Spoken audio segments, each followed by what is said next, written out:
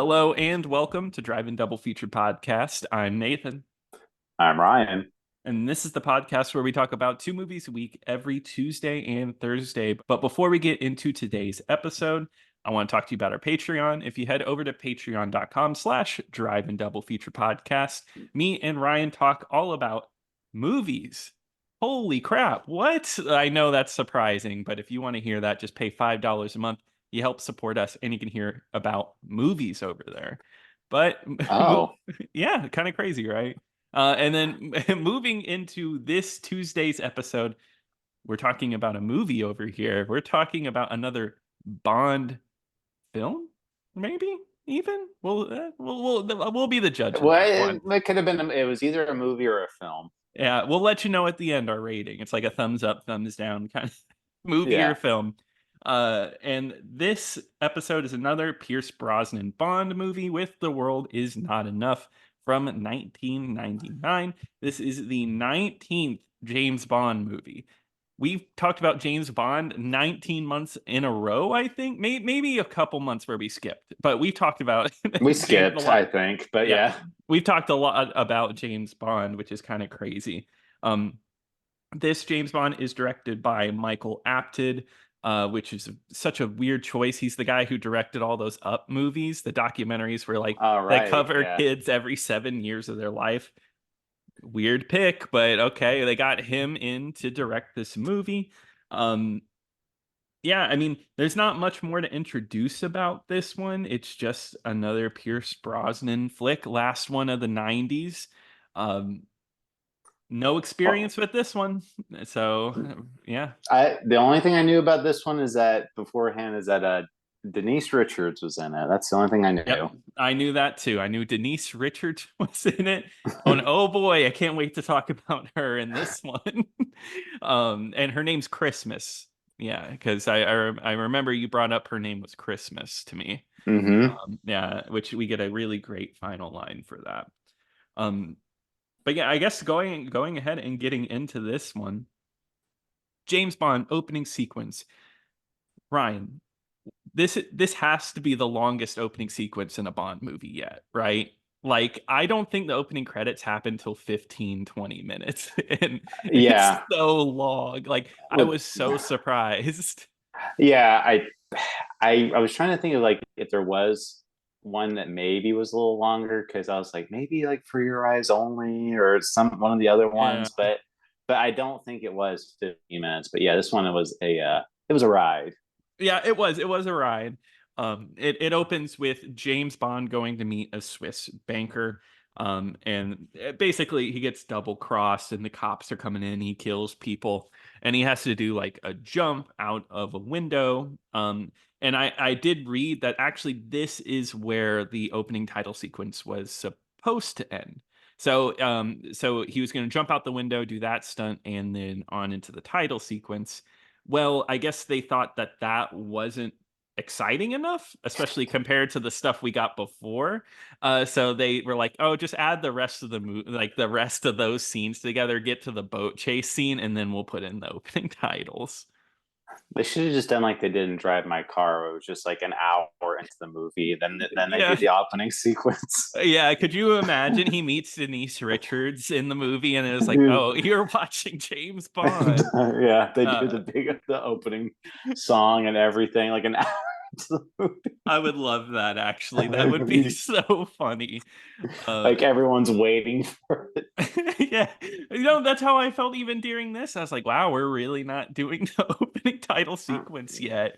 So that would actually be pretty cool. It'd be like getting prepared, getting ready for it.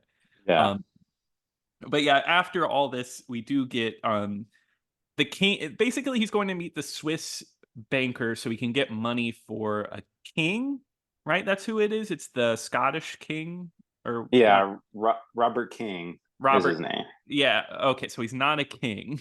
His No, name is he's not a King. king. His name is just King. That's right, because his daughter is named Electra King.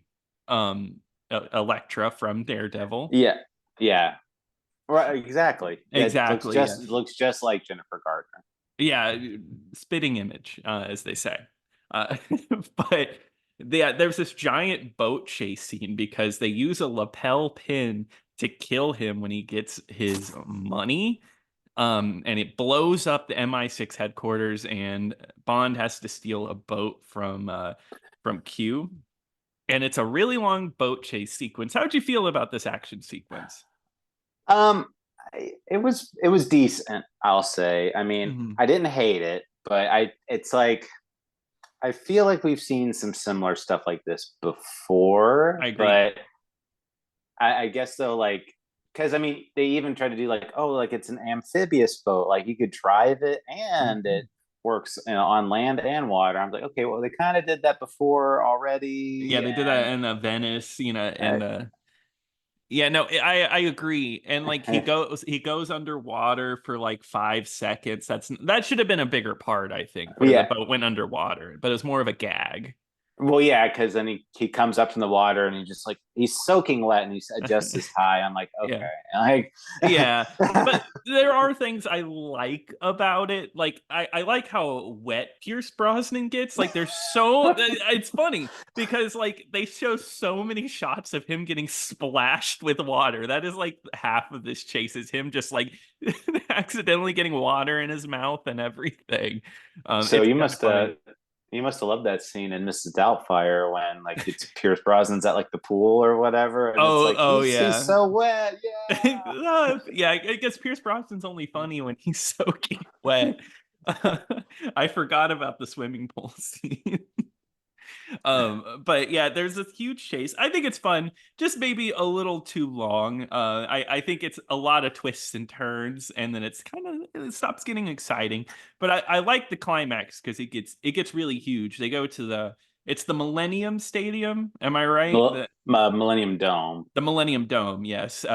Which was brand new at the time of filming, and it becomes a hot air balloon thing. She hops in a hot air balloon, and he grabs the rope, and she, instead of giving away the information of who did this, she decides to kill herself, and Bond falls off the hot air balloon, and he hurts his shoulder, which becomes a really important part of the movie, which I was surprised. I did like that because they actually do blow up the hot air balloon, and you can actually see like when the balloon does burst Hmm. that the actual balloon is bursted in, but the flames are still like in the shape of the hot air balloon. Yes. So Yeah. I was like, okay, that's pretty neat looking. Yeah, yeah. No, I agree. No, I think it's a cool opening sequence. Not my favorite. I think the other two Brosnan opening sequences were much better. But it's a solid start. And then we get an opening title sequence, which which features a song by Garbage. The World Is Not Enough. Uh, I don't hate this song. I don't like it either. It's very uh, it's not a bad song, but from in my opinion, it's very uninspired. It's just Yeah. like if you said, "Hey, I need you to write a James Bond song," like just anybody, like name Mhm. James Bond song, but it's called "The World Is Not Enough." Okay, and it's just like the world is not enough. Yeah. You already have it like in your mind what's going to sound like, and that's what that song sounds like It, to me. no, exactly. Like uninspired is the correct word. And it's definitely something that like I notice that like sometimes or there's a good chunk of the time where we cover these songs and I'll listen to it on Spotify usually right after or the day after just to listen to it again. Kind of had no interest in listening to this one again. It was not one I Yeah, was ready to I did return not to. have 2 minutes to kill to listen to that song. No. Um, Even though I love Garbage, don't get me wrong. But the actual title sequence is interesting because this one is all about oil. It's about oil barons and controlling an oil pipeline. So it's a bunch of naked women covered in oil, CG naked women, I should say. And they're dancing around. Yep. It's a lot of It's dark blues, lot of blacks. I mean, I had much enjoyed Tomorrow Never Dies and Goldfinger. I mean, Goldfinger, Golden Eyes Mhm. opening sequence because it felt like a lot more livelier, and this one's a lot more smooth, a lot more like I don't know, just they're trying to go for like an easier going. It feels like Yeah, I could see that. Yeah. It's got this like I don't know. It's just a tinge of like almost uninteresting or not as interested in this one as the other ones. And I mean, before we get into explaining the plot of the rest of the movie, that's kind of how I felt about this movie in general. It's not that I don't like it. I think it's okay, but there's a lot I don't like about it, and I think it's a tad boring at a certain point. How did you feel about it? I didn't really care for it. Yeah. Overall, I mean, to be honest, I kind of thought the whole thing was a little dull. Yeah, it's Uh, surprising after the last two how dull this one was because the other ones are really good movies. yeah, and I mean, like, you know, they were both. I mean, because I had never seen. I mean, I had memories of Goldfinger, and I had never seen Tomorrow Never Dies. So watching that, it was just like, oh wow, this is pretty interesting, you know. But like Mhm. this one, it's just like, again, it's like the same kind of plot we've seen going on. It's like terrorist wants to blow up the whole world type of thing. I mean, they go for some different angles. I'll give them that, but like Mhm. at the same time, like the villain in this one, I just thought was so. I mean, it was just such a dull, uninteresting premise, and it's just like, and he doesn't even show up until like the movie's like almost more than halfway done. Yeah, exactly. And I think the concept is interesting about him. Because his whole deal is he has a bullet lodged in his brain, and he will die one day, but he feels absolutely no pain, so that makes him strong. They don't really do anything with that. I was gonna say like because when they said that premise, I was thinking, you know, like, oh, like, you know, there's gonna be like this big fight, or like, you know, Bond's gonna like keep beating him, or you know, shoot Mhm. him, and he's not even gonna react to it, kind of like a like a Jason or something like that. Yeah. But it doesn't really do that. I mean, they kind of have like a little fisticuffs later, but it's never like, I never feel like they capitalize on that idea. No, yeah, like, oh, Bond stabs him, like, real like, somewhere that would usually, like, stop someone in their tracks, and he just keeps going. Like you said, Jason the Terminator, but, no, no, he holds a hot rock at some point, and he can hold it for a long time. That's, Yeah, like that's, like, the most that we get. He that's breaks a about it. table. He breaks a table, and he's okay. Um, but you're right, he doesn't come in until way later, because Bond the setup for this one, and honestly, there's kind of two villains because we have Elektra, who is King's daughter, who is set up like a Bond girl. It's one of those plot lines where the Bond girl you think is who you think is the Bond girl is not. She's the bad guy. She's the one who's setting everything up. Spoilers, sorry. Spoilers for the world is not enough because Oh darn. yeah, I know. I'm sorry to ruin it for you, but that's how it's set up. Is she's like kidnapped, and I guess M bungled the kidnapping, and What oh, go ahead. Well, what it was is that she was kidnapped, because like the whole reason with the money was that Mhm. that was going to be the ransom money for Elektra. Mhm. But M was able to convince Robert King not to use the ransom money, and just like, oh, let's just go in there and, you know, like try to, you know, we'll rescue her. We'll get her back. And she kind of, you know, there was kind of like this whole thing of like, she was more mad at her dad because he didn't use the money to That's right. rescue her. Yes, yeah. And I think they show it later. Like she like cut her own earlobe off. Yeah. Yeah. So kind of it's an interesting setup. In the beginning she's more like weak, and Bond is sent out to protect her. This is after Bond. I was surprised to see like this much of a sleazy side of Bond, because he's so interested in understanding this. He's made it kind of personal that even though he's not signed off because he hurt his shoulder, he goes and sleeps with the doctor. And she's like, "Oh, can you call me more? Can you make sure that you actually stay in my life?" And he's like, "Yeah, yeah, sure." You know Yeah, that, baby, no problem. yeah, that's not happening. But she has, I guess, she has the best sex of her life, and she's like, "Yep, sign off. You're good to go, you even though you have a weakness now." yeah. Yeah. Uh, they when he does follow her around though, we do get Bond in a situation we don't normally see him in, and that's skiing. We've never seen James Bond I skiing. wanted to bring that up. As soon as I saw it, I was like, man, we've already brought up that we're tired of seeing Bond skiing, and he's back at it again. Oh man. I was like, dear God, how much skiing is going to be in this Yeah. series? Can't he snowboard or something? That Which would we've have been seen different. before, That but would have been still different, or like get him like in a bobsled or something, like a luge. yeah, but they've done that before too. That's true. Darn. Yeah. Get him out of the snow. That's what I'm saying. Um uh, yeah, but no, yeah, see, that's the thing. I actually think the boat, I'm over here unimpressed by the boat scene. That might be the best action sequence in the movie. I think 'Cause- it is. Yeah, because I'm thinking about this one because a bunch of paragliders come in. They have like vehicles that fly. Is there a name for those type of vehicles? They say it in the movie. I can't I remember. don't remember, but they can fly around and shoot at them. Um, it's not really exciting. No. No, it's very boring, and I mean, all it does is really makes allows Bond to save Elektra, and then it shows them getting closer. And even though Bond was told by M, "Hey, don't sleep with her. Shadows don't stay on top," and they end up sleeping with each other anyway. Of course. Well, yeah. I mean, what was he supposed to do? Like keep his distance? Yeah, protect her. Weird. I never heard of that one. Um, but we didn't even mention the last Q scene. I think that's really important. Oh yeah, yeah, yeah. Yeah, because this is the last time Desmond Llewellyn will play Q. He was retiring at this point, but actually he would die later that year, not from natural causes. He died in a car accident, which is really sad, especially for how old he was. He's like 85. Um, Which is what I mean.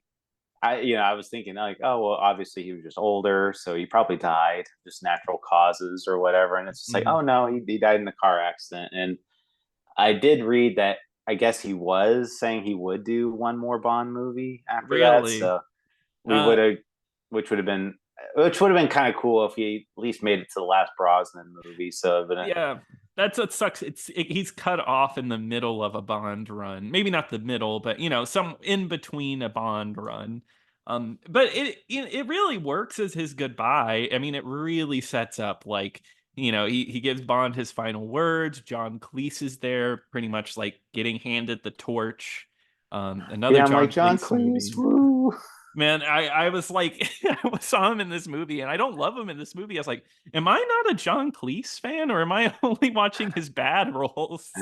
I mean, he's good in some. I mean, obviously, the Monty Python stuff. Of He's course, funny that's in, funny. Yeah, but yeah, no, I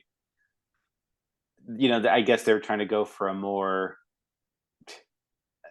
funny. Like we need a funny Q. yeah, not like he was funny before, but like funny because he's grumpy. That's Right? what's Yeah, that's why it just his very, works. just like his very dry wit and barbs like he would throw at Bond, and now it's Hmm. like, oh no, now we need a Q that's like a bumbling, like getting in accidents and Yeah, stuff like that, real slapstick. clumsy. Yeah, we need that in these movies. I'm like, ah, yeah, it's perfect. Yeah, no, I think they should get Paddington Bear, but we'll see about that a little bit later. Um, Yeah, I think it could probably work.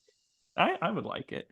But I actually like this sequence, just more as a send off. I think, wow, it's not like a very harsh, like, oh, Bond, I'll be back, kind of deal. It feels final and it Well, works. I mean, even the way he exits the scene, it's almost like if you would have thought they planned it that way, like he was like, I'm done or whatever, like that's Yeah. almost like they planned it that way because because he takes like the little elevator down. He's like, you always need an escape plan, and then he goes down off screen, and it's just like, oh, okay, that was kind of nice. And then I Yeah, I read like like, that. oh, he died, so Yeah. great. And And and that's what sucks because I always bring him up because he's like one of those continuing things in these movies, and it's like one of the last things that has stayed steady in all of these movies, and that's gone. The old Bond is completely gone from these movies after this point. yeah, Um, any remnants from the '60s are gone. exactly. But getting back into the plot Thank of the God. movie, right? We were super excited about this one. It's one of those movies where Bond is just kind of he doesn't understand the plot, and that's what it is. He's almost bumbling around. He really thinks Elektra is in on all this because he thinks that she killed her father to take control of the oil, but he can't prove it. So now he's got to like bumble around to try to figure out how to prove it. Well, and then M's like, "You're crazy." You know that Hmm.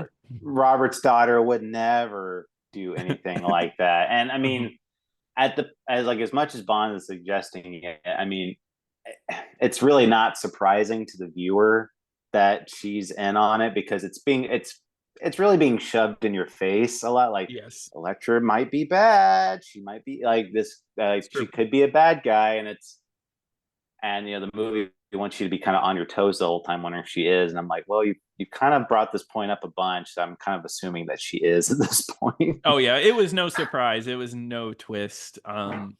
Yeah, so I do think that was. I like that you put it that way because yeah, I definitely was like that. It was like, okay, yeah, she's the bad guy. Pretty early on, I was like, yep. Um, and how did you feel about her performance? I actually kind of liked her. I thought she was pretty good. Just unfortunately, she ended up in this movie. Yeah, I wish she had played a different character or one that was like an actual Bond girl. Like I wish she was the Bond girl in this Yeah, instead movie. we have to have Denise Richards. Oh man. So I mean, but no, I thought she was pretty good as an actress. And like I said, Mhm. if she had, I mean, I guess that's more of a compliment that they gave her a bigger role technically in the story. But Yeah, at the same time, I would have, instead it's going to be like, oh, this is Denise Richards was the Bond girl in this movie. great. And you know what? We're bringing her up. Let's just get into it. Yeah, Yeah. they go to Kazakhstan, right? Yeah, Kazakhstan. Oh yeah, that's another thing about this movie. They don't go anywhere like. I hate to be this way, but they don't really go anywhere interesting. I don't know what's not fun about Bond movies. I always bring it up movies where they globetrot, where they're everywhere. Love it. Here they go everywhere, but it's like oil fields and Well, forests. right. It's never like an interesting locale. So it's like Kazakhstan. So it's like, okay, they're around a bunch of dirt and it's they're gonna go walk, they're gonna stand outside, you're gonna get the idea like, oh yeah, this is definitely Kazakhstan, and then they go in this facility and that's the last you'll see of it. Yeah, exactly. But Denise Richards is there playing Christmas Jones, Christmas right? Jones, Yeah, yes. Christmas Jones. Oh God. Um, Just like embarrassing even to say that name, I honestly. know I can't believe Like they, but it's literally to have the joke at the end of the movie about Christmas comes. What does he say what again? it said, and I thought Christmas only came once a year. There we go. Yeah. Yeah, it's like great. Lovely. Thanks. um, but uh, side tangent, what is the worst Bond girl? I mean, I know we haven't made it through, but I don't think any of them really get much more ridiculous after this. So I think, so I mean, it'd Yeah. be like there's Pussy Galore, uh, Yeah. Holly Goodhead, Yeah. and Christmas Jones. Yeah. I the other ones are like they have that sexual fun that like Bond movies always have, and I can totally like get away with that. Christmas Jones doesn't even have that. It's just stupid. Yeah, I get for me, it's like a little more forgivable because like Moonraker, yeah, it's supposed to be like a little more tongue in cheek, Holly Goodhead Pussy is Galore pretty bad. and Pussy Galore is, I mean, the whole reason they call her that is because she was technically a lesbian in that movie, Yeah, and like Denise Richards. right. Hmm. Oh yeah, wait, was she that in this movie? I can't. I thought so because like didn't like the guy go like, oh, Oh, that's don't right. don't, Yeah, don't go after her because she's not into you. And I think it yeah. implied that she only liked women, but of course Bond can change that. Well, I thought it was more implying that because like everybody there was like gross and ugly. Like it's like she doesn't want to sleep with any Maybe. of us. Look how gay she is. Like Oh, that could be it actually. I'm not sure. but that's the way I read it. But you could be right that she was. But yeah, to me, it's like somebody actually being named like their first name was Christmas. Like it's like that's hard for me to accept. Yeah, exactly. Even though Pussy Galore is. I but that's remember when we like, talked about that. I was like, I gotta say it now. but that's like her stage name though in the movie. Like that, That's like true. she had like a flying show, and it's like that's supposed to be like Hmm. the thing that's supposed to be like that. I didn't imply that to be like her actual name. No, no. But Christmas Jones is her name, and oh, she's a scientist too, and you need to take her seriously. Yeah, got to take No, it. And like I said, as good as Electric King was, oh man, Denise Richards is bad in this bad, movie. bad, really bad. It's like she doesn't know what she's doing. Line deliveries are just poor. She's just really hard to watch. And you know, like I'm just so far for me, she's the worst Bond girl. Like, I mean, I think like maybe I Yeah. think the other one we had like an issue with was the one from Diamonds Are Forever, Yeah, where but she was kind of like ditzy, but she's like memorable in like a certain way. I mean, not that Christmas Jones isn't memorable, but like well, here, let me go back. Diamonds Are Forever, she's at least decent. This is just like a poor choice in my opinion. Just like kind of not the right actress to be playing the scientist Bond girl role. I just didn't buy them as like having any type of chemistry at all. And No. it's again, it's like you got this really bad actress trying to pretend like she's like super serious, really smart scientist, Mhm. and then like I was like almost surprised like they even hooked up at the end of the movie because Yeah. I was like, oh, like they're a thing. Like I didn't even realize like I because I thought it was gonna be like he might have changed Electric King's mind or like you know like Yeah. oh like I'm a good guy now like it's all good or something and Hmm. because James Bond's just that good. I guess so, yeah. I mean, no, that doesn't happen. Uh but no, no, of course they sleep with each other at the end of the movie because they have to do it. And it's like God, I forget the name of the Bond, but there's a Bond that's just like that, where it has the camera on them. Because the end of the movie, it shows like their body heat, and they think it's just one person in the bed. The whole MI6 crew's watching, and then Right. oh no, Bond is on top of a woman. And there's one other movie that does this same exact thing. Well, they've done stuff like that, like in Moonraker, where like they Hmm. were like orbiting, and it's like, oh, I believe he's going for re-entry or something, like just like innuendos that hit you with a sledgehammer, basically. Yeah, but it was okay in the 70s. Yeah, but no, Now, I'm trying to remember. They did do another like body heat one, I think. yeah, I think so. Speaking of innuendos and stuff, Pierce Brosnan, oh man, he is delivering so many of these like one-liners, and Oh, I know. it's hard at this point. It's hard to like, but I think it was funny in the last one. This one, it's like, oh, somebody's got to pay the piper, and I don't know, just lines like that. It was like a little hard to listen to. Yeah, there's a lot of really punny dialogue, and I mean, it's like like you said, it's like almost every time he's got to have like some type of witty comeback for everything. Yeah. I guess Valentine shows up again, which is Hagrid from GoldenEye. He's actually back, a returning character, which is interesting, and he has a pretty Yeah, substantial role in this movie. yeah. I mean, what was it? Goldfinger was the last one he was in. Huh? Wasn't he in Goldfinger? GoldenEye? Golden. Dang it. Yeah, No, Goldeneye. you're Yeah, okay, but yes, he was in GoldenEye. Yeah. yeah. So Oh yeah. but yeah, I remember him in that one. I mean, but in this one, yeah, like the other one, he was just kind of like delivering information, but this one, you know, Mhm. he's like an actual part of the plot. Yeah, exactly. Yeah, because that's like a whole he's tied into this. Really weird. His henchman is played by Goldie, who's a UK electronic artist that nobody talks about anymore. Big in the 90s. Dated Bjork for a little bit. I don't know why he's got such a role in this movie, but it's interesting. Um, they have like a whole thing to the side. I'm gonna be really honest with you. I think maybe around this point maybe started to tune out a little bit. There's a submarine subplot.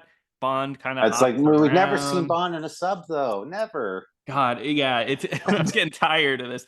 One thing that we haven't seen, I did like seeing M get kidnapped. I thought that was an interesting angle. She gets kidnapped, put in a jail cell, and she's actually given a little more to do. She tries to escape, doesn't really work well, but she does something.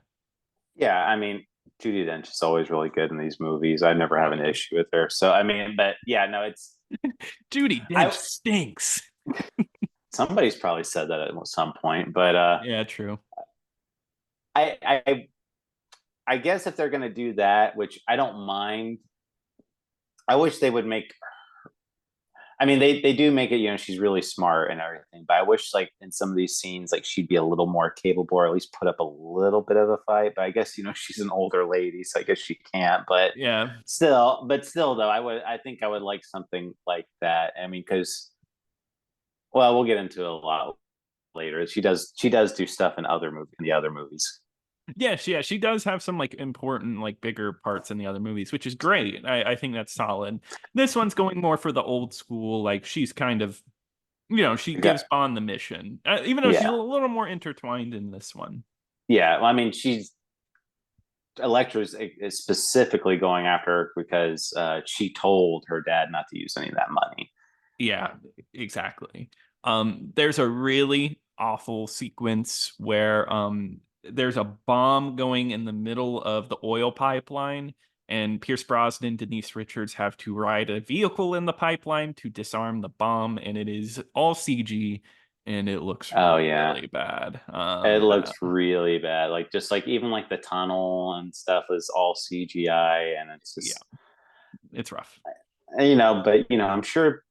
I'm sure back then though they're like, this is great. This is I like I top of the don't line. know. Yeah, I guess it's hard to put myself in the time and place, but Well, I just remember watching like gameplay footage from like PlayStation One games or yeah, true. something, and like seeing like Madden back then or something. I'm just like, oh wow, like this is it. Like they look so Yeah. realistic and No, just yeah, and I remember playing PS2 and Xbox and being like, it can't get any better than this. There's no going up from here. Like, how do you do that?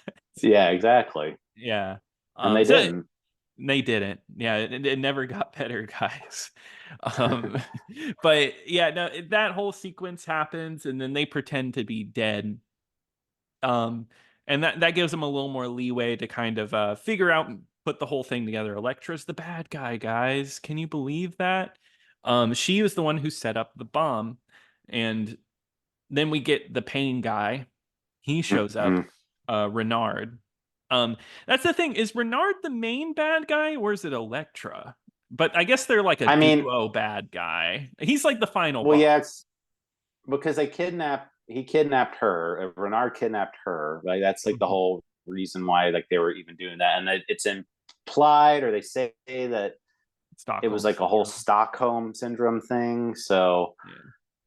they clearly have like some type of like romantic chemistry with each other because they kind of have like a back and forth, but they don't really seem like they're that in love. Like whenever they do have their scenes together, because like you Mhm. said, he gets real mad and punches a glass table. But she has like this weird like she just like walks over to him and just like starts lovingly picking glass out of his hand and Mhm. so it's like this weird dynamic, but I think he's supposed to be the main one because she gets taken out before the finale. Like, That's right. Yeah, and Brosnan's so cold. That's like felt like cold blooded whenever she's just standing there talking on the walkie-talkie, and it's like it just sends in like commands to kill someone, and he just shoots her right there, and like Emma's watching and looks horrified.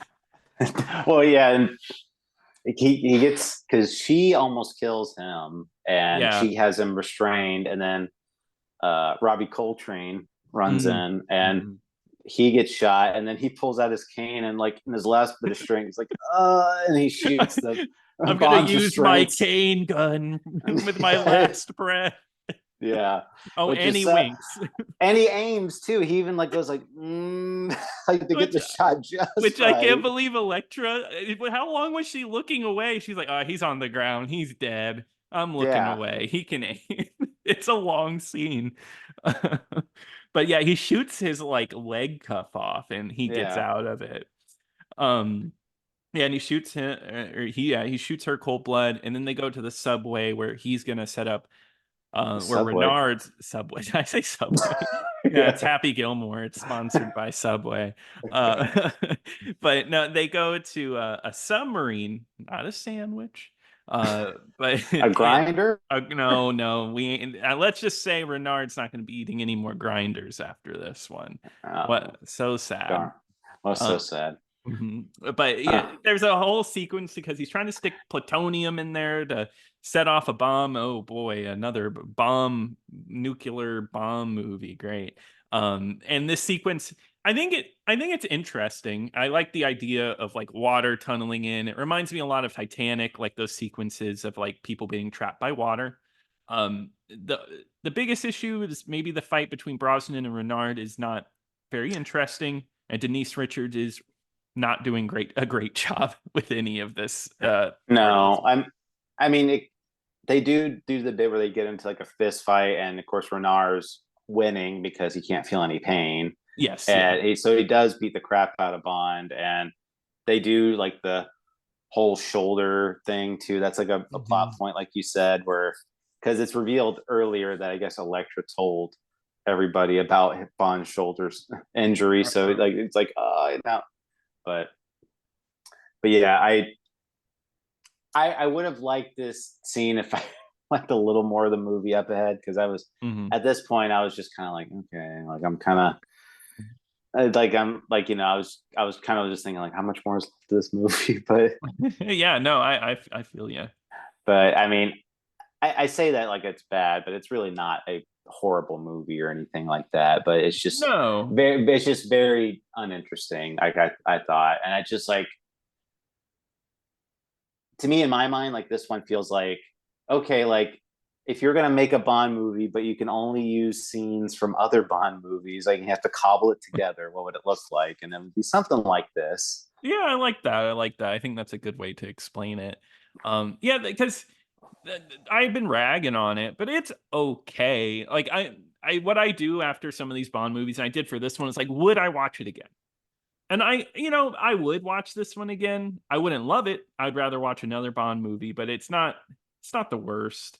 It's just kind of bland. It's bland at the end of the day, and I think it's because I think part of it is maybe you don't get the documentary filmmaker to make your movie. I mean, he made other movies. He made Gorillas in the Mist and Nell, but those are two other movies I wouldn't say, oh, a Bond director right there. Gorillas in the Mist, you don't think of Bond. Um, I think it was more so just because he was British, to be honest, just because Yeah, a he was great like a British well. director. Well, yeah, I mean those movies are acclaimed. Those Yes. documentaries that he did, and I've Mhm, seen not all of them. I think I've seen like half of them, but mhm. they are pretty interesting movies. No, they're cool, yeah. But it's not dynamic filmmaking with incredible shots. It's just really interesting stories. Yeah, exactly. So maybe it's just maybe he wasn't the right fit. But, at the end of the day, it's okay, but it definitely is going to well, we haven't seen Die Another Day yet, but this one's gonna rank under the other two, I'm pretty sure. I don't really recommend this one. I I don't either. I mean, it's a pretty skippable Bond in my opinion. Yeah. All right then. Well, that does wrap it up, but James Bond will return in Die Another Day. But Ryan, what are Per we going to be covering on Thursday? Well, Nathan, we're gonna be continuing the Gamera section of Bonmara, and we're gonna do the next Gamera movie, which is Gamera versus Virus, and that one is free on Tubi right now. Awesome. Well, I'm excited to watch that one.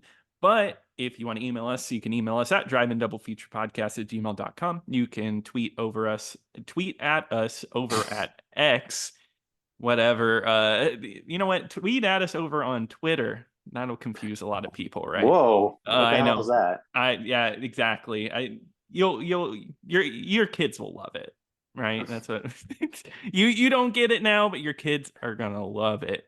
Uh, Ask your parents what Twitter is; they'll tell you. yeah, we'll do it the other way around. But you can do that over at the IDF Pod. Um, Yeah, and be sure to check out our Patreon. But until next time. Until next time.